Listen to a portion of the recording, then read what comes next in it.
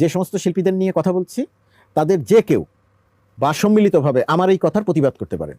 তারা বলতে পারেন যে আমি যে কথাগুলো বলছি এই কথা এই কারণে ঠিক নয়, এবং আমার এতে রাগ করার বা ক্ষুব্ধ হওয়ার কোনো কারণ নেই, কারণ তিনি আমি যা বলছি, আমি যে যুক্তি দিচ্ছি সেই যুক্তির বিপক্ষে দাঁড়িয়ে তিনি তার কথা বলছেন।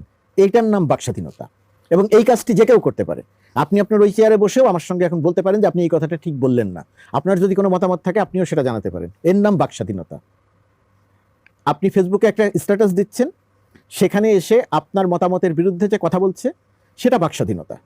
ওটা নিয়ে আপনি সেটা যদি আপনাকে কিঞ্চিত অসম্মানও করে তবুও আপনি বা আমি মেনে নিব যে ঠিক আছে, আমি আমারটা বলেছি, সে তারটা বলেছে, আমার বলার ভাষা একরকম, তারটা আর একরকম, এটাকে আপনি বাকস্বাধীনতা বলতে পারেন। কিন্তু আবু সাইদকে কোনো কারণ ছাড়া, কারণ থাকলেও হত্যা করা যায় না, আবু সাইদকে গুলি করে হত্যা করানো হলো, আবু সাইদকে গুলি করে হত্যা করা হলো।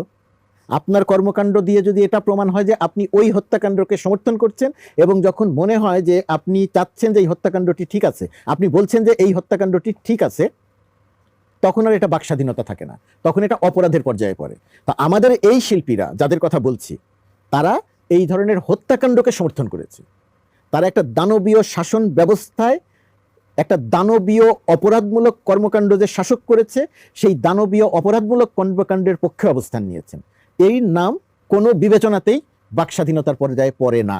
বাকস্বাধীনতার পর্যায়ে আপনি হত্যা করে সেটার পক্ষে যুক্তি দেবেন, যুক্তি দিয়ে বলবেন যে এটা আমার স্বাধীনতা, আমি আমার মত প্রকাশ করতে পারি, করতে পারেন, কিন্তু সেটা আসলে অপরাধের পর্যায়ে পড়ে, সেটা আর বাকস্বাধীনতার পর্যায়ে পড়ে না।